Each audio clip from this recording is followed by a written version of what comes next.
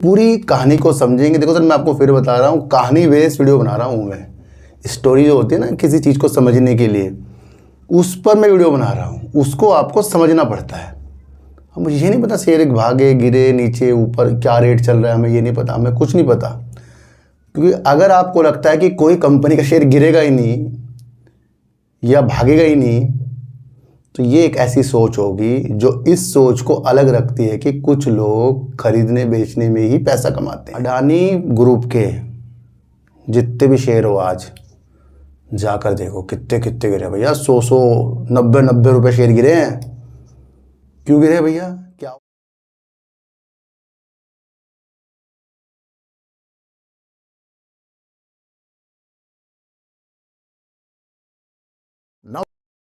स्वागत करता हूं आपका अपने ही चैनल पर जिसका नाम है सार्थक बाजार से। आज हम बात करेंगे वेदांता की। वेदांता ने तेल ब्लॉक के लिए अर्जी लगा रखी थी और वेदांता का ये ब्लॉक जो है गुजरात में था। 10 साल के लिए उसने लिया था और 2023 में ये समाप्त हो गया था। उसके बाद उसने अर्जी लगा रखी थी कि उसे आगे के लिए और दिया जाए, यानी 2033 के लिए। उसके ऊपर आदेश आए हैं। अब वो जो योजना थी तेल ब्लॉक वाली, जहां वेदांता वर्क करता था, अब कौन करेगा?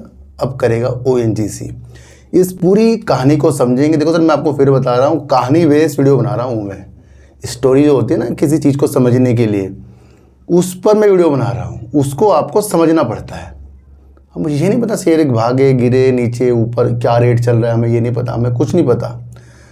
पर मैं उस पिक्चर से आपको अवगत कराता हूँ जिसका इफेक्ट आने वाले दिनों में, सालों में या फ्यूचर में उस चीज़ को हम समझकर अच्छा या बेकार कर सकते हैं। दूसरी बात करेंगे HFCL का। इतना धमाकेदार रिजल्ट, उसके बावजूद भी लोअर सर्किट HFCL ने लगा दिया। और उस नीति को भी समझेंगे कि क्या HFCL के पास कितनी ऑर्डर बुक है और क्या शानदार इसने रिटर्न जो अभी हाल ही के महीनों में दिया।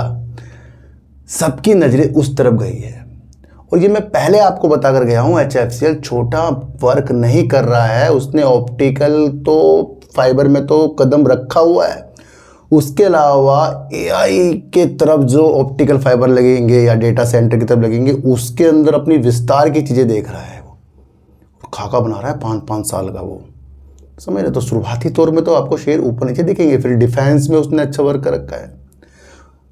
रिजल्ट अच्छा आने के बाद भी शेयर गिर गया है। क्यों? क्योंकि अगर आपको लगता है कि कोई कंपनी का शेयर गिरेगा ही नहीं या भागेगा ही नहीं, तो ये एक ऐसी सोच होगी जो इस सोच को अलग रखती है कि कुछ लोग खरीदने बेचने में ही पैसा कमाते हैं। फिर तो वो तो होगा नहीं, फिर तो भागते भागते जाएंगे। तो यानी कि प्रॉफिट बुकिंग आ सकती है, आती है, और उसे आपको समझना है। नीचे से काफ़ी ऊपर जाना तो कुछ लोगों को ललचायित करता है कि हाँ भैया बहुत भाग गया, ले लूँ प्रॉफिट। और कुछ लोगों को फ्यूचर दिखता है, फिर फ्यूचर में वो 3 महीने में आपको आंकलन करना पड़ता है चीज़ों का। तो अभी 3 महीने के आंकलन में HFCL अपने हुनर के हिसाब से बेस्ट है। देखो सर, इसकी बात आगे करेंगे। मैं आपको बता दूं, कल मैंने आपके लिए वीडियो बनाई है। देखो सर, मेरी वीडियो जो ना साइकोलॉजी बेस होती है, उसको समझना पड़ता है। ईरान वार में हम उलझ रहे हैं और देश के अंदर ही एक युद्ध छिड़ रहा है कांग्रेस जनता पार्टी का। भाई डोनाल्ड ट्रंप ने कहा कि 200% तक के वो टैरिफ लगा सकते हैं 4 साल बाद, तो उससे बाजार गिर गया। पर मैं आपको कह रहा हूँ उससे मैं नहीं मानता, क्योंकि वो 4 साल की चीज़ है। पर कांग्रेस जनता पार्टी जो धरना प्रदर्शन कर रहे हैं उसमें भैया सब कूद रहे हैं। विपक्ष तो उसके अंदर आगे बढ़ रहा है, उसे अच्छा मौका मिल गया है। क्यों? क्योंकि अन्ना हजारे वाला भी चीज़ें आपने देखी, मैंने कल भी आपको बताया था। तो ये एक छोटा आंदोलन नहीं है भैया, इससे चीज़ें हिल रही हैं। इसको प्रूफ करने के लिए कि बाजार इससे गिर रहा है या किसी और से गिर रहा है, छोटी सी एक बात मैं आपको बताऊंगा। अडानी जी है ना, लोग कहते हैं, कांग्रेस कहती है, विपक्ष कहता है, काफ़ी लोग कहते हैं सब चीज़ें इनको ही मिल रही है, सबके अधिग्रहण यही कर रहे हैं, सब प्रोजेक्ट यही पकड़ रहे हैं। तो ये किसके खास हैं? ये मोदी जी के, जैसे बताया जा रहा है। मैं नहीं पता, मैं आपको बता रहा हूँ, आपको सुनने मिलता होगा ना। और अगर कोई पार्टी, कांग्रेस जनता पार्टी धरना प्रदर्शन कर रही है तो वो सरकार के विरुद्ध कर रही है, समझ रहे? सरकार के विरुद्ध कर रही है, इससे कोई सरकार का जाने का खतरा नहीं है, पर एक सवाल है जो चलता रहेगा, विपक्ष इसको उठाता।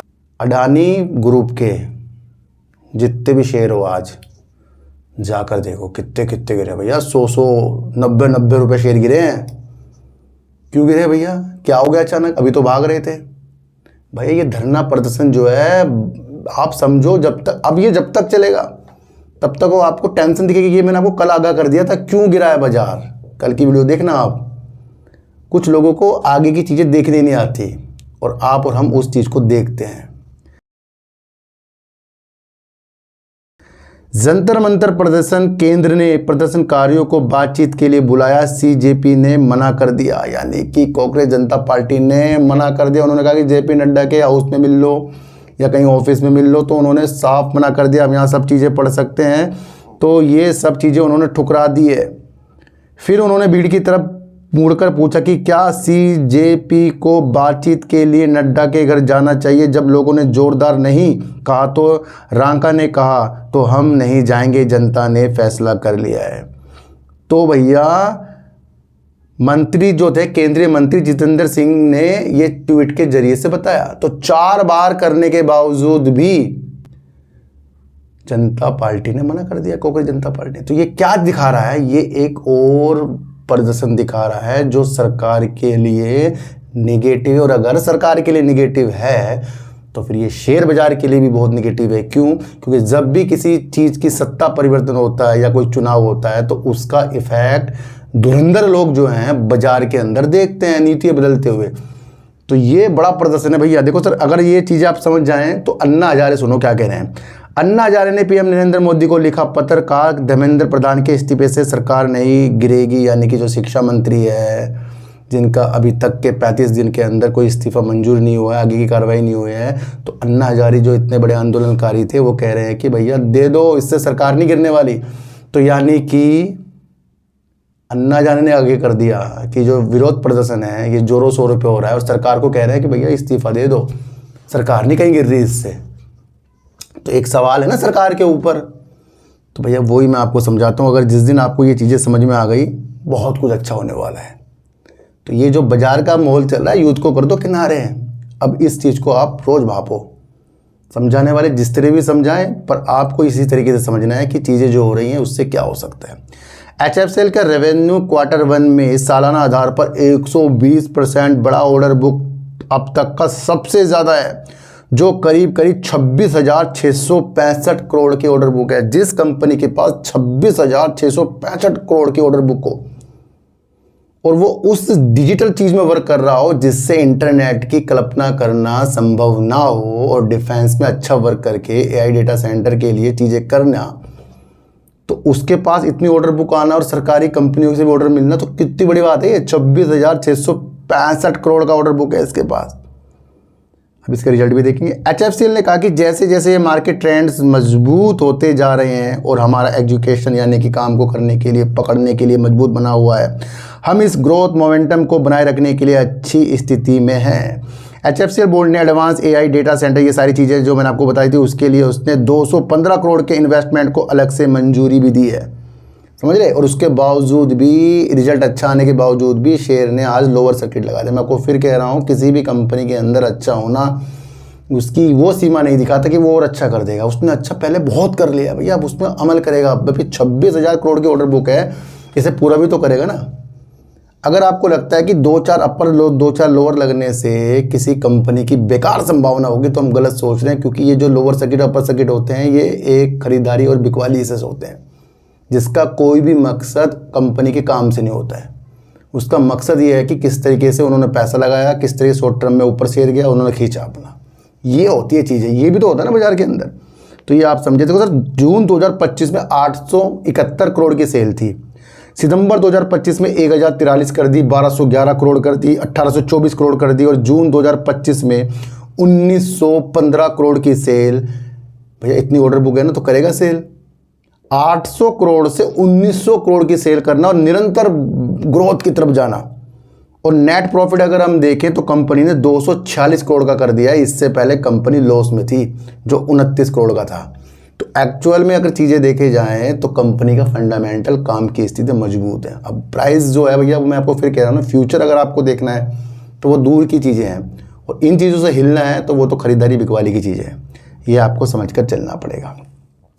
देखो सर, अब उस चीज़ के लिए बात करते हैं जो वेदांता के लिए एक निगेटिव न्यूज़ है। वो कौन सी न्यूज़ है, इसको समझेंगे। केंद्र ने दिल्ली हाई कोर्ट को बताया कि ओएनजीसी ने वेदांता ऑयल ब्लॉक पर कब्जा कर लिया।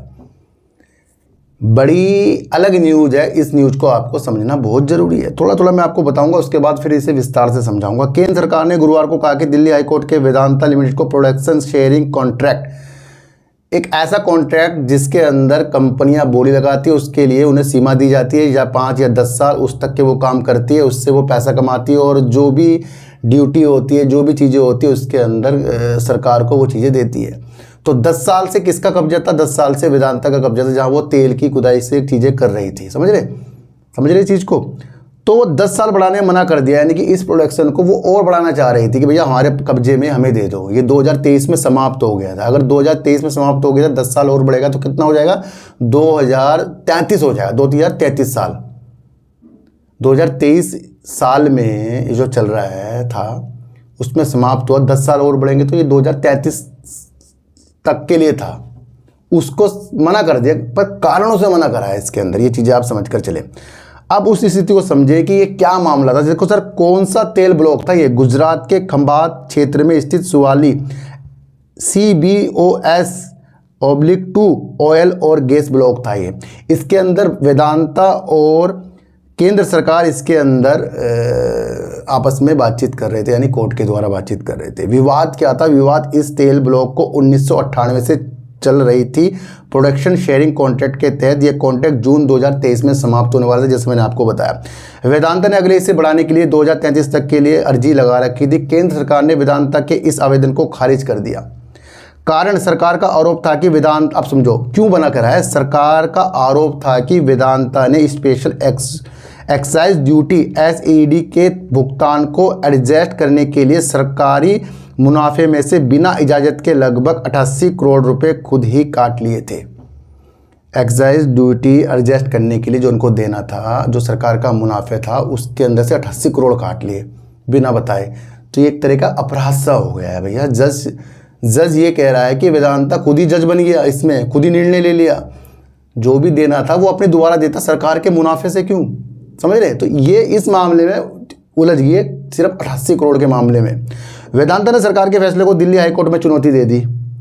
कोर्ट ने याचिका खारिज करते हुए केंद्र सरकार के फैसले को सही ठहराया, और सही भी होना चाहिए, क्योंकि भैया जिसका मुनाफा है पहले उससे तो पूछो, या 88 करोड़ अपनी तरफ से दो, वो चीज़ें है ये। कोर्ट ने सख्त टिप्पणी करते हुए क्या कहा, इसे समझो। देश के प्राकृतिक संसाधनों के मामलों में सरकार को किसी प्राइवेट कंपनी की मर्जी मनमानी पर निर्भर नहीं छोड़ा जा सकता। कंपनी ने बिना इजाज़त सरकारी हिस्से से कटौती करके खुद ही जज बनने की कोशिश की है।